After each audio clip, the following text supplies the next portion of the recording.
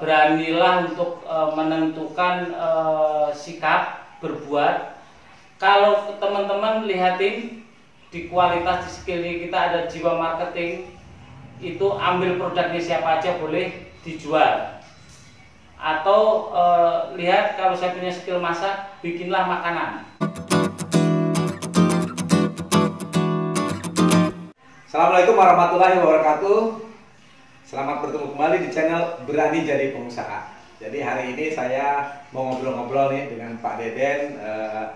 Kita sudah kenal lama dan beliau salah satu orang yang sukses ya. Tadinya kerja, sekarang berpindah kuadran menjadi pengusaha.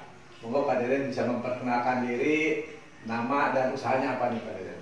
Assalamualaikum warahmatullahi wabarakatuh. Nama saya Deden Sukardi, usia 49 tahun. Saya udah berkeluarga, punya anak satu, sekarang udah semester 3 di kuliah. Terus kenapa saya hijrah dari pekerja ke pengusaha? Awalnya gini, yang saya rasakan selama saya bekerja selama 23 tahun di suatu perusahaan swasta di Jakarta, waktu saya habis hanya untuk bekerja, anak istri nggak ini, pendapatan hanya segitu-gitunya. Terus saya punya inisiatif, gimana saya bisa mendapatkan penghasilan yang lebih dibanding saya waktu bekerja. Saya merintis selama 2 tahun sebelum bekerja, saya menggeluti kuliner. Saya sebelum pensiun, 2 tahun. Sebelum pensiun saya masih bekerja. Ya. Saya coba membuat makanan yang namanya dimsum. Waktu itu baru ngetren-ngetrennya. Tahun berapa Pak Deden? Tahun berapa tuh? Tahun 2015 itu Pak. Oh 2015, sekarang 2020, 5 tahun yang lalu ya? Iya, 2015 saya bikin dimsum. Nah kenapa waktu itu dimsum adanya hanya di restoran bintang 5. Ya. Terus pokoknya mahal lah. Menengah atas lah ya. Menengah atas, orang bawah kayak ini. Nah, yang bikin tertarik buat saya bikin itu, kebetulan saya waktu itu memang punya anak asuh yatim piatu. Sebanyak 200. 200 anak. Iya, itu harus saya hidupin untuk dia sekolah dan sebagainya. Tapi anak-anak itu nggak produksi dan barang saya awet apa? Saya lihat di restoran dimsum begitu makan enak. Makanan ini awet bisa dibikin, makanya saya produksi, saya bikin. Waktu saya kerja di kantor selalu bawa setiap hari itu 130 porsi sampai 150 porsi habis. Itu orang yang order, jadi saya nggak jualan. Seperti itu awal muasalnya. Begitu 2 tahun berjalan, ternyata penghasilan saya berlebih dan banyak konsumen yang menyukai masakan saya. Makanya saya beranikan diri untuk mengundurkan diri dari pekerjaan tersebut. Sampai saat ini saya menjadi pengusaha dimsum atau kuliner. Seperti itu. Mereknya apa Pak Deden? Nama saya kan Deden Sukardi. Biar gampang aja saya kasih nama Densu aja Pak. Mirip dengan Densu ya? Iya Pak. Itu duluan Densu atau duluan Densu nih? Duluan Densu Pak. Duluan Densu ya? Iya Pak. Nah itu dapat resepnya dari mana tuh? Saya resep kebetulan waktu itu saya punya teman di restoran di Hong Kong. Makanya saya belajar resep dari beliau, tapi masih saya modif lagi sesuaikan dengan lidah orang Indonesia asli. Jadi bukan asli seperti resepnya Pak. Jadi karena kita jualannya di Indonesia, lidah orang Indonesia itu sukanya apa? Kita sesuaikan dengan lidahnya Pak, rasanya Pak. Tadi kan menarik tuh Pak Deden, mulainya berarti waktu kerja buat bawa tester lah ya ke kantor ya, suruh nyoba. Jadi orang habis nyoba banyak order gitu? Iya. Satu orang setiap hari beli 4 porsi, 5 porsi, seperti itu Pak. Saking saya kewalahan, makanya saya mending keluar aja dari perusahaan, berarti yakin rezeki saya dari sini gitu. Iya. Nah jadi tadi tipsnya mulai usaha tuh paling tadi gampang itu kalau di kuliner ya, buat dulu kasih tester, ada yang order nih, jadi kita risikonya kalau produksi dulu kan takutnya nggak jual, ini kan nggak jualan, jadi ada buy order, order dulu baru dibuat sesuai dengan pesanan, jadi nggak ada sisa dong kalau gitu ya? Nggak pernah sisa Pak. Nah itu salah satu tip supaya barang kita tadi risiko sisanya nggak ada berdasarkan order. Nah kan dari orderan akhirnya mulai banyak gitu ya, mulai banyak. Terus gimana akhirnya produksi dibantu sama siapa tuh? Kan kalian masih kerja tuh, gimana nyiasatinya sambil kerja buka usaha kalian kemudian gimana caranya? Waktu itu saya dibantu anak dan istri. Saya yang bikin resepnya, saya yang bikin adonannya. Di rumah? Di rumah waktu itu. Yeah. Terus ternyata makin besar, ya mau nggak mau akhirnya saya investasi beli peralatan yang canggih. Terus yang kedua saya juga merekrut karyawan gitu. Jadi alhamdulillah saat ini karyawan udah kurang lebih udah sekitar 30-an orang dan pabriknya udah ada 2 tempat. Mantap. Kalau menunya ada berapa macam nih kalian sekarang? Kalau menunya saat ini yang udah terdaftar di Dimsum untuk di Depkesnya itu BP POM-nya sekitar 12-an produk. Oh udah BP POM-nya udah ada BP POM maupun MUI udah ada. Oh, berarti lebih mudah lah nanti untuk distribusinya ya. Jadi sudah aman lah ya. Nah, Pak Deden, untuk teman-teman nih yang mau bisnis kuliner, apa sih tipsnya dari Pak Deden nih? Oh, kalau tip kuliner yang pertama kita nyari bahan baku yang berkualitas. Oh, jadi bahan bakunya harus berkualitas. Ya. Yang kedua, kita menjaga kebersihannya. Oh, higienis ya, higienis. Okay.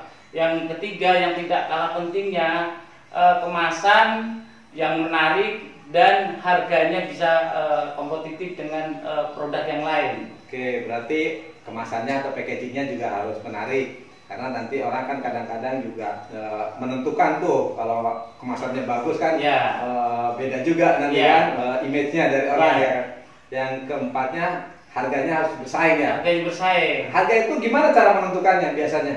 Kalau menentukan harga jadi gini, bagi teman-teman semua yang di luaran sana yang mau buka usaha, yang tidak kalah pentingnya perhatikan dulu bahan baku yang biasa kita beli di pasaran. Harga tertinggi berapa, harga terendah berapa. Jadi kita ambil harga tertinggi dulu. Karena kita jualan kuliner, tidak bisa harga pasar bahan baku di pasar naik tiba-tiba harga produk kita naikkan, nggak bisa. Tetap kita jualnya harus stabil seperti itu terus, dan kemasannya beratnya maupun ukurannya itu harus stabil. Walaupun harga di pasaran tinggi, makanya sebelum kita menentukan harga, kita lihat di pasaran bahan bakunya harga tertinggi nanti berapa, terendah berapa, barulah kita menentukan harga jual kita. Di saat harga tertinggi ya kita minimal impas atau tidak rugi. Kalau harga terendah ya alhamdulillah kita ada untung gitu Pak. Oh, jadi itu salah satu tipsnya. Jadi jangan buru-buru kita menentukan harga di saat hari ini. Cuma makanya tadi kalau sampai murah harganya nggak boleh sampai melonjak berapa kali, nanti harganya naik gitu kan. Itu nggak boleh ya. Jadi harus diantisipasi kenaikan harga tertinggi berapa. Nah, itu yang menjadi patokan untuk penentuan harganya gitu. Iya, masalahnya kalau kita bisnis kuliner tidak seperti kita jual kelontong. Harga kalau kelontong pada saat belanja hari naik kita jual naik. Kalau kuliner walaupun bahan baku harganya tinggi, tetapnya harus jualannya nilai sama harganya, ukurannya juga harus sama. Kalau berubah-ubah, saya yakin konsumen tidak akan tertarik. Oke, jadi harga tuh harus tadi perhitungannya benar-benar lebih matang ya, lihat trennya, terutama di bahan baku gitu ya. Jadi kan pada bahan bakunya juga harus tetap yang kualitas. Kedua, walaupun harga naik atau apa, jangan mengurangi berat gitu ya. Iya, mengurangi berat maupun harganya. Jadi kualitasnya juga jangan dikurangi, beratnya jangan dikurangi, itu ya harus diantisipasi dari awal ya. Gitu. Padahal kalau sekarang nih Densu Dimsum ya, kemana tuh pemasarannya, kemana aja? Densu Dimsum saat ini saya menjualnya ke seluruh hotel-hotel di Jabodetabek termasuk hotel bintang 5 dan saya ke kafe-kafe. Jadi untuk teman-teman yang di luar sana yang mau usaha, kalau memang mau jualan masuk hotel atau masuk instansi-instansi, saya kasih saran, deketilah manajer foodnya bekerja samalah dengan beliau-beliau, jadi sehingga bisa masuk untuk produk kita seperti itu Pak. Oh. Ada sistem reseller juga di sini? Ada sistem reseller bagi rekan-rekan jadi pengusaha itu tidak perlu susah-susah, punya uang 100.000 udah bisa jadi pengusaha sukses. Hubungi Bapak Atok berani jadi pengusaha, atau hubungi Densu Dimsum jadi reseller saya, sukses hidupnya. Satu pack saya kasih harga 45.000 bagi reseller, tapi di pasaran sana dijual lihat situasi konsumen. Kalau paling murah penjualan di konsumen itu 55.000. Tapi kalau misal kita jual di Pondok Indah ya kita jualnya 70.000 per pack. Oh gitu. Jadi, iya. Jadi harga jualnya tergantung lokasi ya. Lokasi. Kalau di hotel ya pasti mahal. Iya. Atau di mall mahal. Tergantung mau di restoran, di kafe, atau langsung ke end user gitu kan. Iya. Masing-masing dibebasin ya kalau iya, ada konsumennya iya. ya. Cuma dari Pak Deden 45.000. Oke, jadi buat teman-teman nanti ada nih kontaknya di sini, di bawah ini untuk menghubungi bagaimana menjadi reseller dari Densu Dimsum ini. Iya. Pak Deden, ini kan banyak orang yang kena PHK atau mau pensiun gitu kan. Pengen buka usaha, tapi kan gimana ya mulainya? Ada tips-tips dari Pak Deden gimana buat teman-teman yang mau mulai usaha apa aja nih? Kalau teman-teman sekarang yang kondisi seperti saat ini emang mengkhawatirkan, tapi tidak harus kita berpangku tangan diam diri. Beranilah untuk menentukan sikap berbuat. Kalau teman-teman lihatin di kualitas di sekeliling kita ada jiwa marketing, itu ambil produknya siapa aja boleh dijual. Atau lihat kalau saya punya skill masak, bikinlah makanan. Oh, jadi mulai dari apa dulu? Dari potensi diri potensi dulu. diri dimunculkan dulu Pak. Oke, jadi pertama tipsnya kenali dulu potensi diri. Bisa masak kayak Pak Deden ya, ke makanan dari produksi. Mungkin nanti bisa teknik, servis AC atau bengkel bisa, atau hidroponik juga bisa, atau menulis apa aja, kenali potensi diri kita. Terus yang keduanya apa Pak Deden tipsnya? Yang keduanya jangan takut menentukan sikap. Modal itu nomor sekian bagi saya, nomor 1.000. Oh. Yang penting berani dulu Pak. Oh, ya pertama berani dulu gitu. Berani dulu, maju dulu Pak. Ya. Jadi mikirnya belakangan aja. Mikirnya belakangan. Hitungnya belakangan aja. Belakangan. Contohnya sih gampang ini. Oh iya, ini Densu Dimsum. Saya deketin Pak Deden nih. Ya. Pak Deden, saya mau jadi pengusaha. Saya nggak punya modal sepeser pun. Datengin aja Pak Deden. Pak Deden, saya jual di dimsum. Tak kasih coba 2 pack dulu. Iya. Itu jual aku. Ternyata ntar ada pesen 10 lagi. Duitnya setor ke saya tuh. Modal jadi pengusaha tambah. Iya. Kan?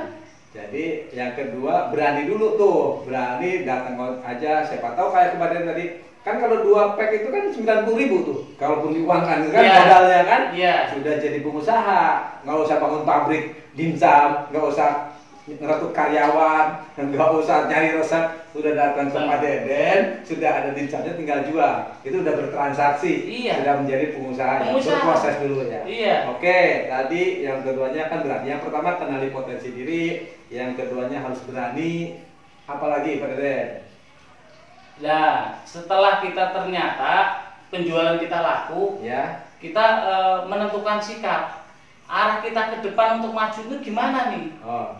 Jadi harus kita berpikir inovasi terus nih Pak. Tetap harus berinovasi. Katakan yang pengusaha tanpa modal kayak saya, berarti saya pikir gimana saya bisa jadi usaha besar. Kalau saya zaman dulu saya deketin Pak orang yang jualan alat, perabotnya. Saya mau jadi pengusaha, tapi mau beli alatmu belum punya duit. Boleh nggak saya cicil? Oh gitu? Iya, bahan baku ayam juga gitu. Saya ke pemotongan. Oh, dulu Pak Deden seperti itu? Iya. Ke pemotongan. Saya bayarnya seminggu ke depan ya boleh. Jadi untungnya saya buat bayar nyicil ke alat.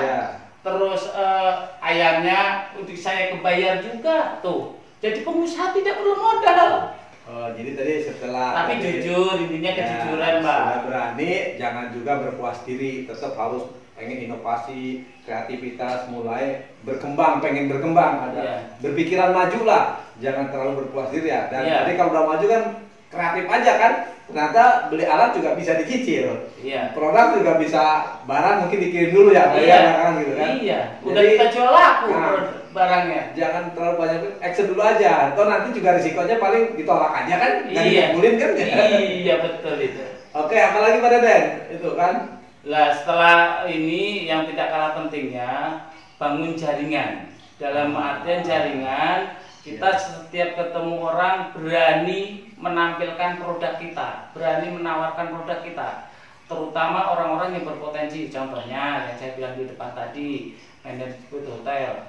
Kalau direktur hotel kita temuin, atau mungkin perusahaan swasta yang suka bikin event-event pertemuan apa, produk kita masukkan, seperti itu Pak. Oh, nah itu networking itu penting. Karena itu bangun jaringan itu kan kita bisa ketemu orang-orang yang menentukan, sumpahnya dari di hotel kan. Nah itu makanya networking itu modal usaha juga, salah satu yang paling utama Pak. Paling utama itu. Oke Pak Deden, ada lagi nggak? Atau ya kalau emang mau berani, ini lagi yang tidak kalah pentingnya, kita sekali-sekali mengeluarkan tester untuk orang-orang yang orang-orang hebat yang suka kuliner di luar sana. Saya panggil, saya kumpulkan di rumah, saya kasih masakan saya, dimsum saya itu, saya kasih kertas, komentarnya gimana, nilainya itu kalau dibikin 1 sampai 10 nilainya berapa. Alhamdulillah waktu itu nilainya 9, ada yang 10, jadi saya nilainya dikurang dari 7 Pak. Enggak, jadi nilai saya itu 8 ke atas. Alhamdulillah, berarti produk saya ini udah diakui sama orang yang lidah-lidahnya kulineran. Oke, jadi salah satunya tadi yang kelimanya itu kalau sekarang endorse ya, atau cari orang-orang yang memang berkompeten, punya tadi standarisasi. Kalau di kuliner kan cita rasanya dia tinggi. Nah, berani juga tadi memvalidasi ide kita, menurut kita enak, menurut orang enak nggak?